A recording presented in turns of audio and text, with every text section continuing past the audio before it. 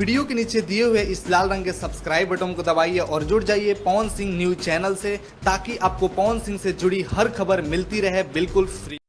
नमस्कार दोस्तों, आप सभी लोगों का स्वागत है हमारा चैनल पीएस फैंस क्लब में। दोस्तों, वीडियो को आगे देखने से पहले लाइक करिएगा, चैनल पे नए हैं सब्सक्राइब करके बेल वाले आइकन को ऑल पे सिलेक्ट कर लीजिएगा, ताकि ऐसी और पावर स्टार पवन सिंह से जुड़ी लेटेस्ट वीडियो सबसे पहले मिल सके।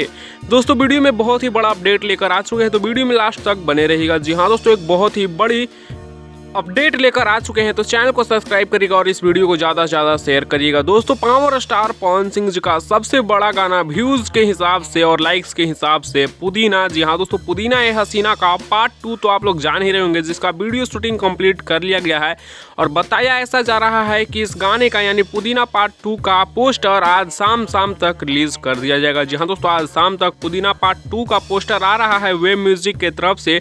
सो आप लोगों को ये अपडेट कैसा लगा, आप लोग अपने राय नीचे कमेंट्स में जरूर दीजिएगा। और पुदीना को कौन कौन सुन चुके हैं और कितने बार सुन चुके हैं और किसके यहाँ अभी भी पुदीना बज रहा है, आप लोग अपना राय नीचे कमेंट्स में जरूर दीजिएगा।